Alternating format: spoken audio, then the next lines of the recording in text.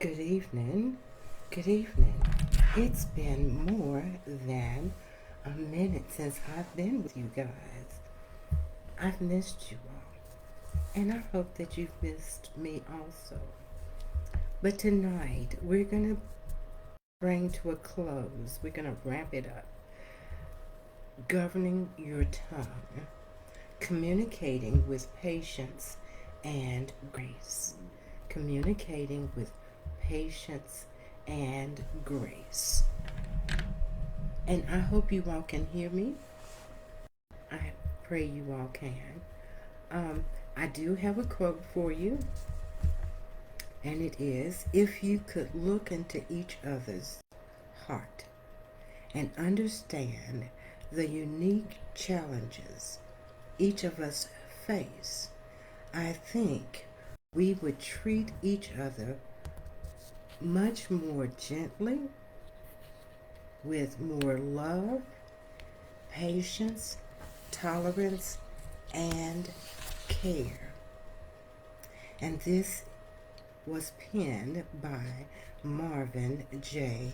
Ashton. Marvin J. Ashton. Now, when I say patience, the question probably comes to your mind is, what is patience?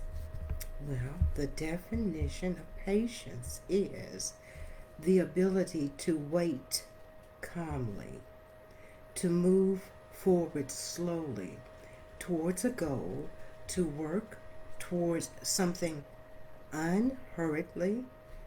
Many of us have never thought about the positive benefits of practicing patience in love. Practicing patience in love. No one likes to work on their level of patience. It is one of the most required communication skills for couples that people in relationships need to cultivate. Being mindful of the needs of others may come easy for you, but this does not mean being patient with your spouse or significant other. Is just that simple. It does not mean that. Once you start practicing the art of patience in your relationship, you will be amazed how this transfers to other areas of your life, making everything that much smoother. What does patience look like in a relationship? Well, patience first must begin with you. Patience must begin with you. Before you start wondering how to have patience in a relationship, use yourself as a patient building subject. It begins with you. Do you have patience with you?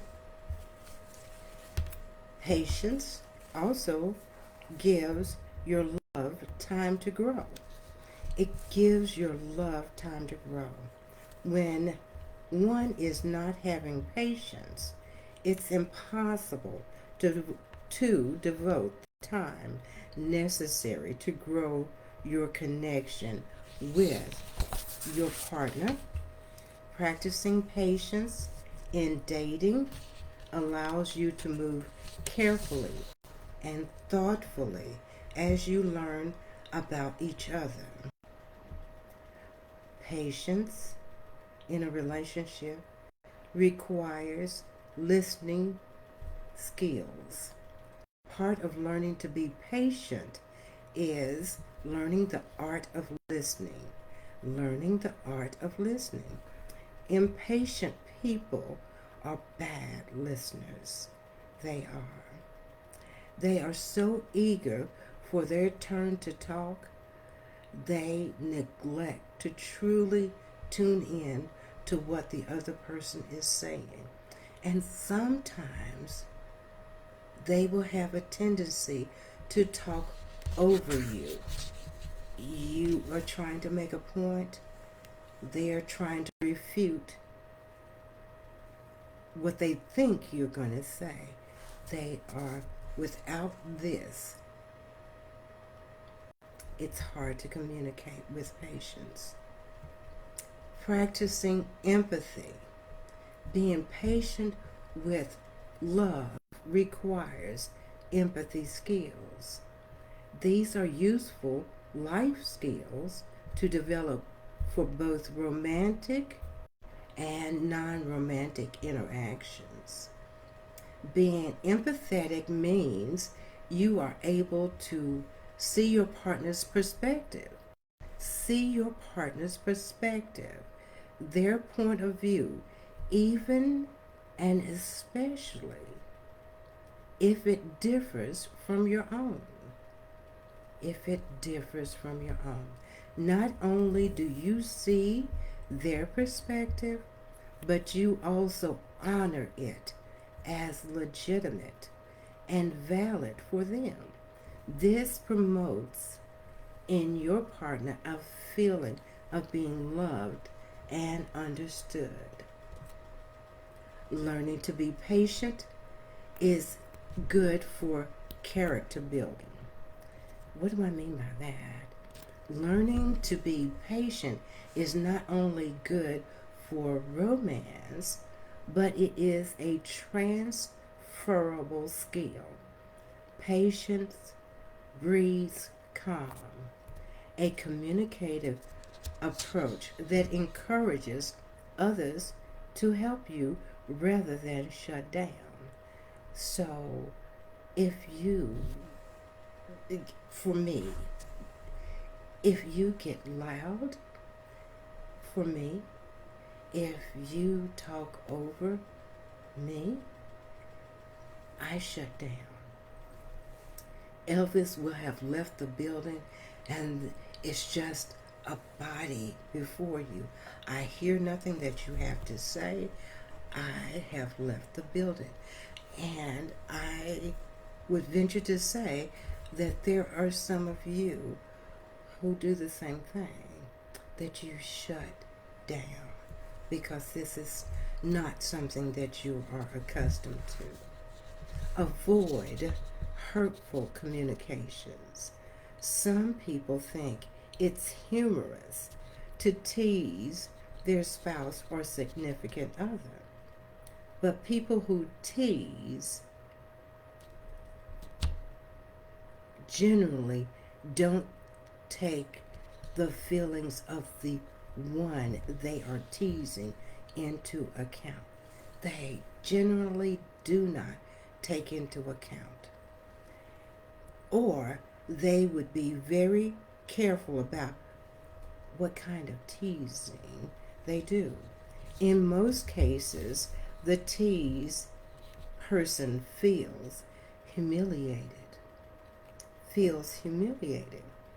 They don't feel loved at all. Communication should be deliberate to achieve a loving result. Guys, I am about to sneeze. Do you know when you have that, you feel it? I feel it, but it's not coming. Excuse me. Ooh. Avoid communicating when you're frustrated. Avoid communicating when you're frustrated. Most people typically start complaining about whatever is bothering them because it's considered good to get it all out. Just vomit it on somebody. You walk through the door and you are ticked off about whatever, and you unleash it. You just projectile vomit on that person. It's not good. It's not good. As it forms, intimacy is connecting your heart and not dumping. Intimacy is connecting your heart, not dumping out your personal issues. That's not what it is. Especially if you're feeling a frustration with your spouse or significant other. Frustration is a personal reaction you can and should control. Frustration is a personal reaction you can and should control. Negativity is too easy to spill into your relationship, but you should consider the effects. Train yourself to speak positively. Train yourself to speak positively. You have free will. You have free will. So no one says that you just have to allow that thing that's behind your teeth, behind your lips, to go amok, because you have free will. So you can make up your mind to do whatever you want, no matter what. That means you can choose your communication style.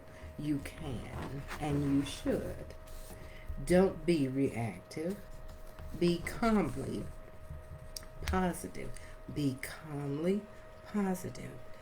Be inwardly content in a way the whole world would admire if they saw how loving and selfless you are. That right there, I would say, as a Christian, we say we are. How many times have you seen the Father just talk any kind of way? And yet we say we want to walk and be Christ-like.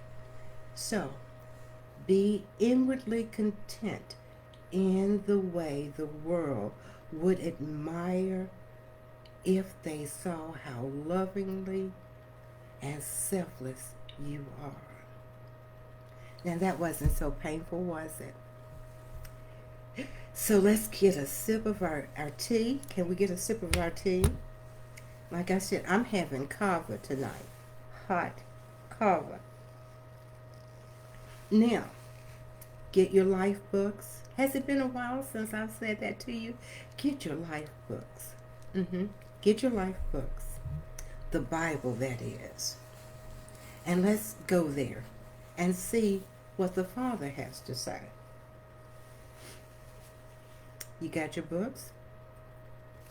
Okay. Let's look at James 1:19 through 20, the Amplified Version, translation, my preference. It says, "Understand this, my beloved brothers and sisters. Let everyone be quick to hear. Be careful and thoughtful listeners. Slow to speak, a speaker of carefully chosen words, and slow to anger, patient, reflective, forgiving.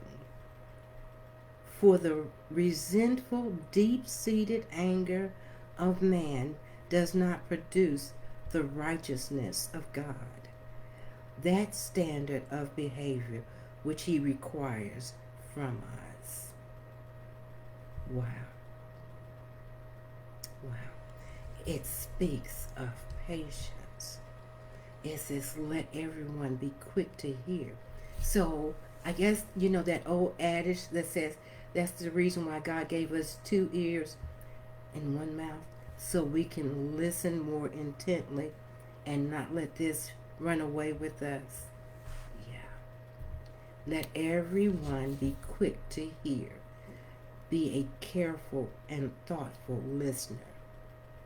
Slow to speak, a speaker of carefully chosen words, and slow to anger, patient, reflective, forgiving, for the resentful, deep-seated anger of man does not produce the righteousness of God.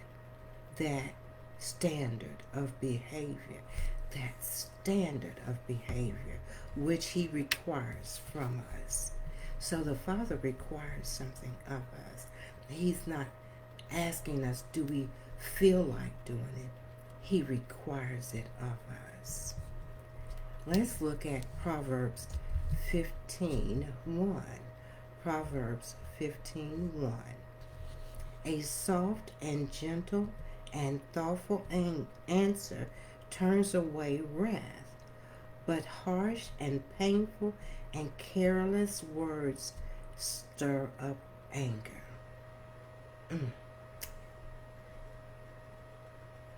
A soft and gentle and thoughtful answer turns away wrath, but harsh and painful and careless words stir up anger.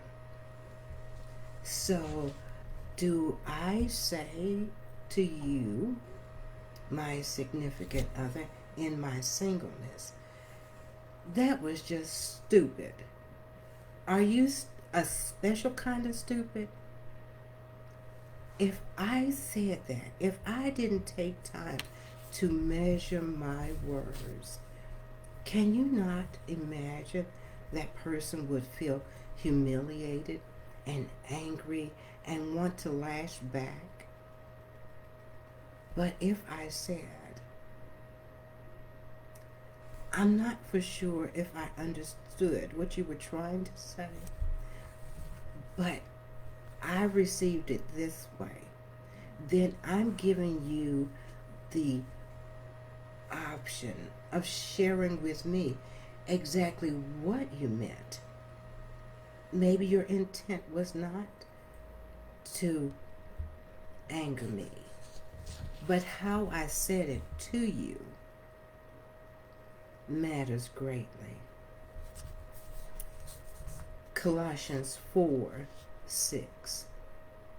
Colossians 4:6 says, let your speech at all times, not sometimes, not when I think about it, not when I feel like it. Let your speech at all times be gracious and pleasant, seasoned with salt. So you know how it is when you're eating something and it doesn't have salt in it. It doesn't go down well. Salt flavors it, doesn't it? It gives it just enough flavor to go down well. Well, that's what he's saying. Season your verbiage with a pinch of salt.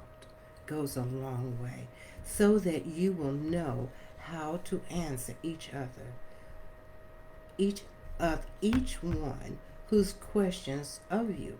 So if you ask me a question and I say to you, really?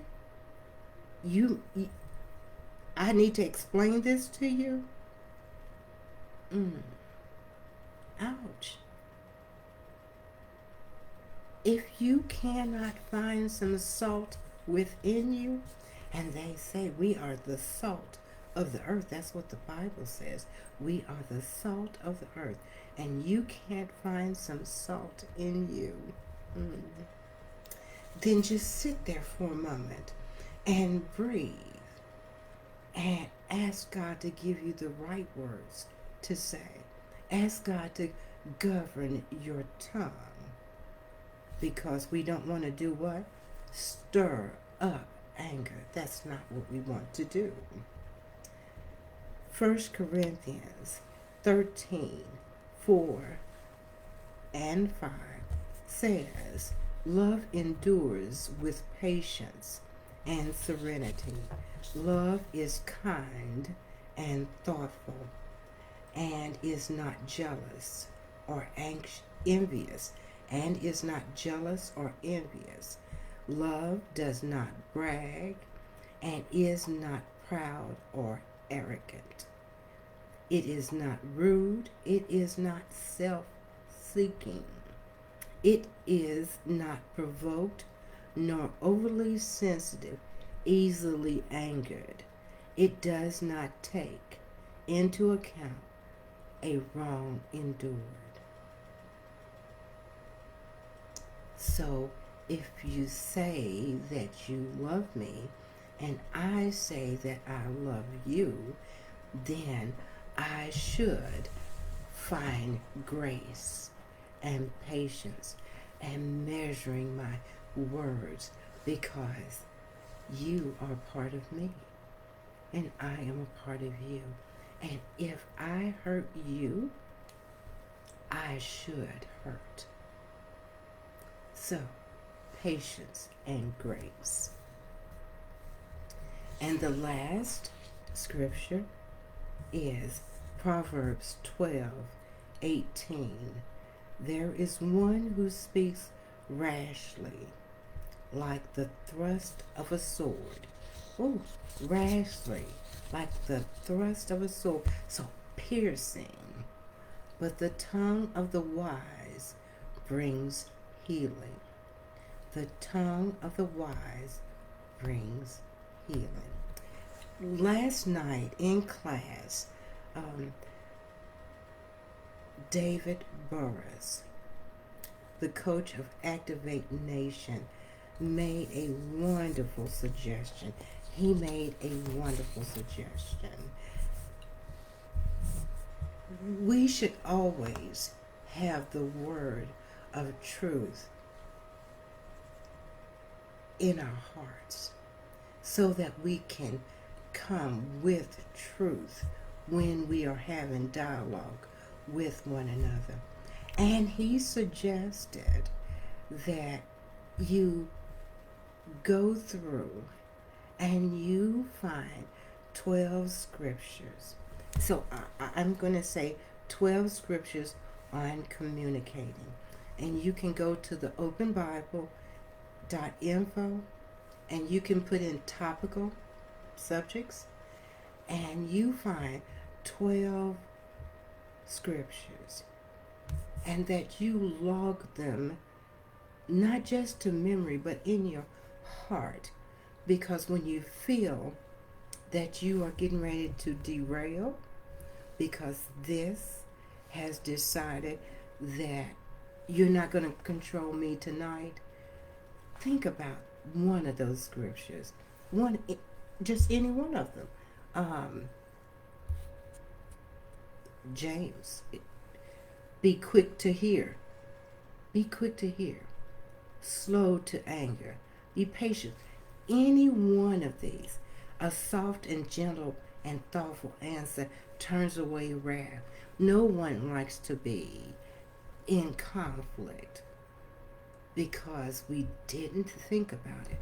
But God has given us direction. He's given us passages. If we just stop, if we just close it up, if we just breathe. So in closing, and I'm sorry, I'm going over just a little bit, but in closing, ask yourself these questions before proceeding. If you are married, are you treating each other like soulmates, or have you guys become salemates, or just roommates because of the way you communicate with each other?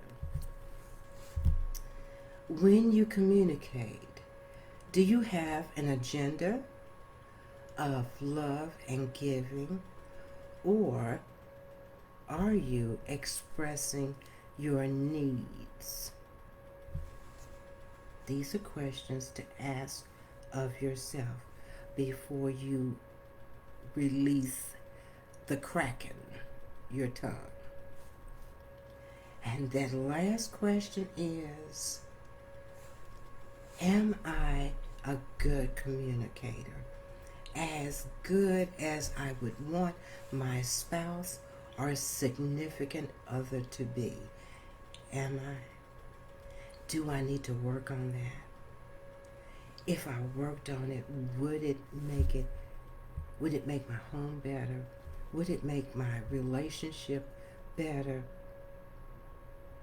Don't allow social media to tell you that you can have a Burger King way of communicating. You can just have it your way, say it your way. However it comes up, it comes out, and you'll get over it. That's not what God would have. Thank you all for sitting with me. I've gone over just a little bit, but I hope that if you have to re-listen to this, that you start to make these changes. I know it's something that you have not been accustomed to doing, but it doesn't mean that you cannot. You have free will. So will you try it? Next Thursday, we're going to talk about love. Next Thursday, we're going to talk about love. So, I hope to see you next Thursday for You, Me, and Tea with Lady D. 5:30 Pacific, 7:30 Central, and 8:30 Eastern. So I say thank you guys again. Drink your tea. It's going to relieve that stress because I've asked you to do something. But it's not like you do not have free will and you can do this. So have an amazing evening and thank you. Until the next time.